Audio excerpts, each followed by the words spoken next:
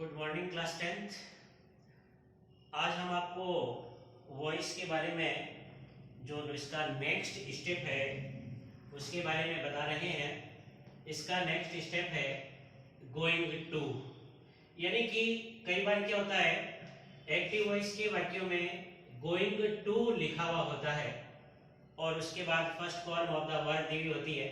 जैसे ये फॉर्मेट दिया हुआ है एक्टिव वॉइस का कि एक्टिव वॉइस में सब्जेक्ट होता है, उसके बाद में हेल्पिंग वर्ब होती है इज आर एम और ये आया है गोइंग टू और इसके बाद दी हुई है वर्ब की फर्स्ट फॉर्म और ये है इसका ऑब्जेक्ट। तो इसमें ये गोइंग टू जो है तो वो मैन वर्ब नहीं है, मैन वर्ब है ये वर्ब की फर्स्ट फॉर्म।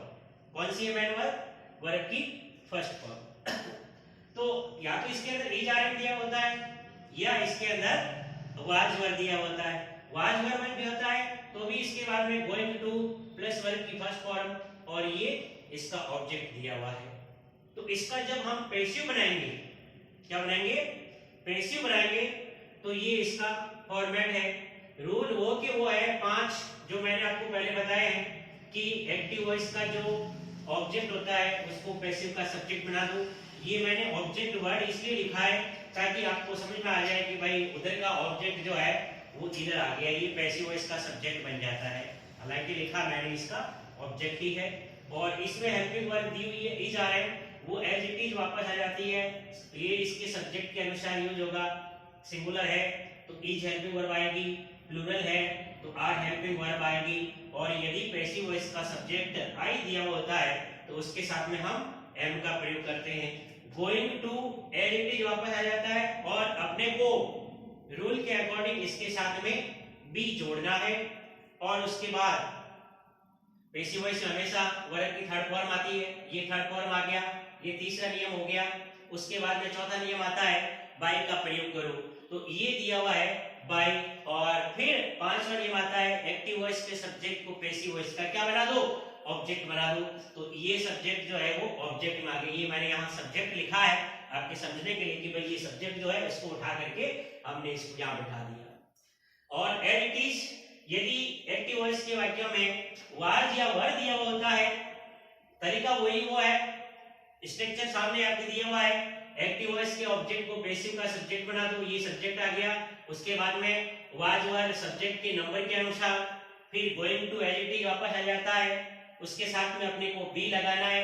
फिर तीसरा नियम आता है वर्ब की थर्ड फॉर्म, ये वर्ब की थर्ड फॉर्म। चौथा नियम बाय का प्रयोग और पांचवा नियम उसका सब्जेक्ट जो है वो पैसिव वॉइस का ऑब्जेक्ट बन जाता है। ये इसका स्ट्रक्चर है। आप इसको अपनी नोटबुक के अंदर नोट कर लें। हम आगे इसमें इसकी एक्सरसाइज कर रहे हैं कि गोइंग टू वाले सेंटेंस जो है उसका पैसिव वॉइस किस प्रकार से बनता है, तो वो मैं आपको बना करके समझा देता हूं।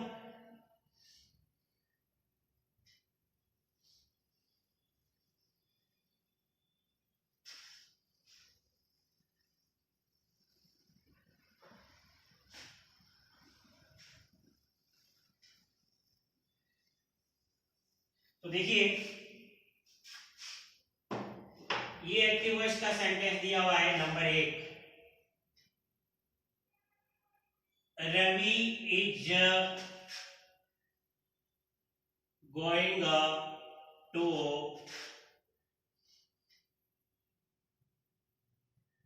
Right a letter. अब ये एक सेंटेंस दिया हुआ है, रवि इसका सब्जेक्ट है, ये इसका एचवी आ गया, हेल्पिंग वर्ब आ गया, ये इसके अंदर गोइंग टू दे रखा है और ये है वर्ब की फर्स्ट फॉर्म। तो ये इसका मेन वर्ब है और आ लेटर ये इसका ऑब्जेक्ट हो गया। तो अब जब हम इसका पैसिव बनाएंगे तो सबसे पहले वो 5 नियम जो मैंने शुरू में आपको बताए थे एक्टिव से पैसिव बनाने के, कि एक्टिव वॉइस का जो ऑब्जेक्ट होता है वो पैसिव वॉइस का सब्जेक्ट बना दो। तो इसका ऑब्जेक्ट है आ लेटर, ये इसका बन जाएगा सब्जेक्ट। तो ये आप इधर यहां समझने के लिए लिख दें पैसिव। तो आ लेटर ये इसका बन गया सब्जेक्ट। उसके बाद में हेल्पिंग वर्ब, अब इज आर एम आया है, is are am as it is वापस आ जाता है, ये इसके सब्जेक्ट के नंबर के अनुसार। अ लेटर सिंगुलर सब्जेक्ट है तो इसके लिए इज का ही प्रयोग होगा, तो ए लेटर इज। अब गोइंग टू में अपने को कोई चेंज करना नहीं है, गोइंग टू जो है वो ज्यों का त्यों वापस आ जाता है, गोइंग टू, और इसके साथ में आपको लगाना है बी, तो a letter is going to be. उसके बाद में वर्ब की थर्ड फॉर्म, तीसरा नियम आता है, तो राइट का थर्ड फॉर्म होता है रिटर्न, और चौथा नियम आ जाता है बाय, और पांचवा सब्जेक्ट जो है वो पैसिव वॉइस का क्या बन जाता है, ऑब्जेक्ट बन जाता है, तो ये बन जाएगा बाय रवि। तो a letter is going to be written by Ravi, ये इसका सेंटेंस बन गया। नेक्स्ट क्वेश्चन इसका, Meena was going to sing a song। अब इसके अंदर वाजवर आया हुआ है, Meena was going to sing a song, ये क्वेश्चन दिया है। तरीका होता हुआ इसका पैसिव बनाने का, कोई दूसरा तरीका नहीं है। सबसे पहले इसका ऑब्जेक्ट वो पैसिव का सब्जेक्ट बन जाएगा, तो इसका ऑब्जेक्ट क्या हुआ, इसका ऑब्जेक्ट हुआ आ सॉन्ग, इसको पैसिव का सब्जेक्ट बनाओ, ये आ गया ए सॉन्ग। अब वाजवर है तो वाजवर वापस आ जाएगा इसके सब्जेक्ट के अनुसार में, पैसिव का जो सब्जेक्ट होता है उसके according, a song was, going to में अपने को कुछ भी चेंज नहीं करना है, गोइंग टू लगाने क्या है इसके साथ में, बी लगाना है। फिर थर्ड रूल है वर्ब की थर्ड फॉर्म, वर्ब है इसके अंदर सिंग, सिंग की थर्ड फॉर्म देखिए, सिंग है इसका फर्स्ट फॉर्म, सेंग है इसका सेकंड फॉर्म, और संग जो है वो इसका क्या है, थर्ड फॉर्म। ये फर्स्ट फॉर्म, ये सेकंड फॉर्म, और ये थर्ड फॉर्म, ये तीन फॉर्म होती है सिंग की। तो a song was going to be, अब वर्ब की थर्ड फॉर्म, तो सिंग की थर्ड फॉर्म हो गई संग। अब फोर्थ रूल आता है बाय का प्रयोग करें, ये लगा दिया हमने बाय। और फिफ्थ रूल क्या आता है, एक्टिव वॉइस के सब्जेक्ट को पैसिव वॉइस का क्या बना दो, ऑब्जेक्ट बना दो। इस बात का विशेष ध्यान करें, तो संग बाई, अब वो सब्जेक्ट क्या है मीना, ये पैसिव वॉइस का क्या बन जाएगा, ऑब्जेक्ट बन जाएगा। तीसरा क्वेश्चन, अब तीसरा क्वेश्चन क्या है देखिए, I am going to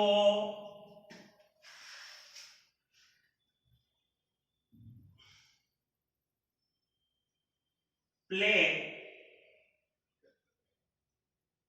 football, ये क्वेश्चन आ गया। I am going to play football, मैं फुटबॉल खेलने जा रहा हूं। अब इसमें मैन वर्ब कौन हुआ, play, going to main verb नहीं है। तो अब जब हम इसका पैसिव बनाएंगे, 5 रूल जो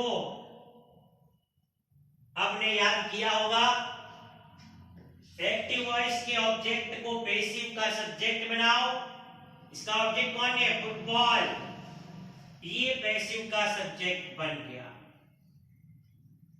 फुटबॉल।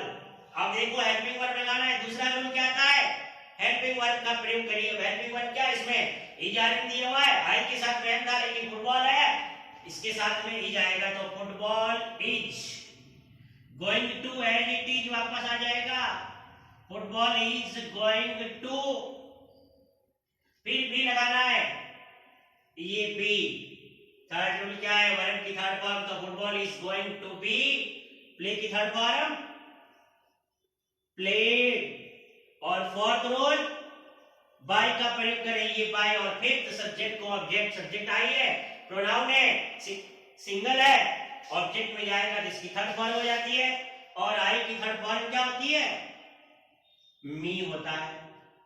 तो football is going to be played by me, ये बन गया इसका।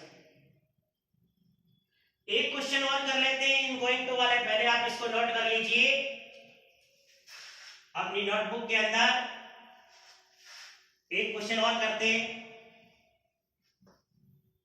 अब वो एक क्वेश्चन देखिए, ये क्वेश्चन नंबर 4।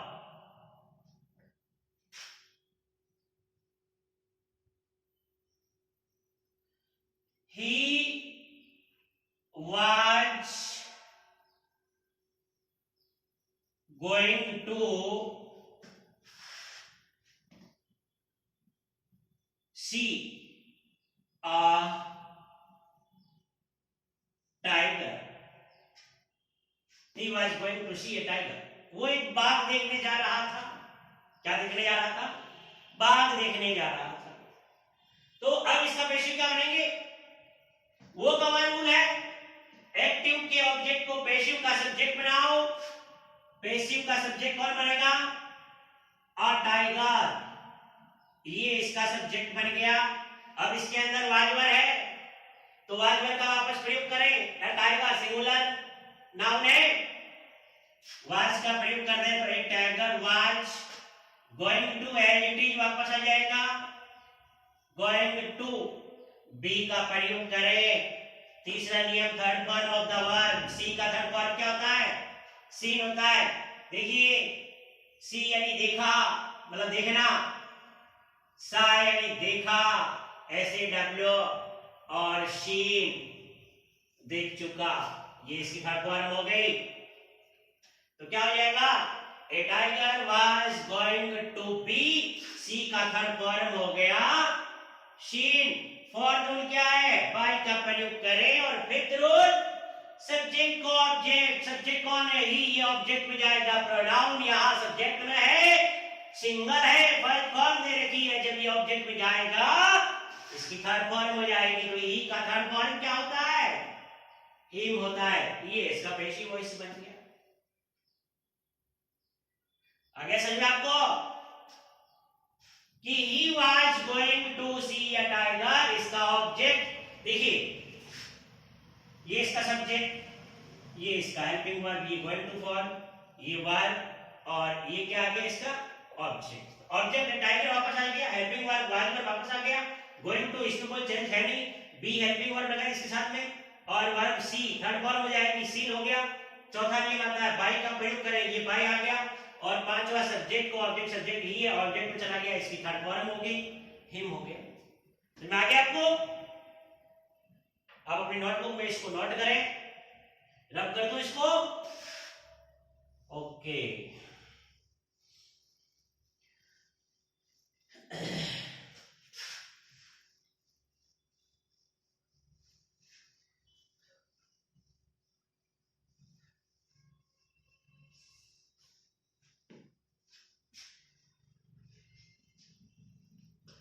अब हम आगे नेक्स्ट स्टेप कर रहे हैं।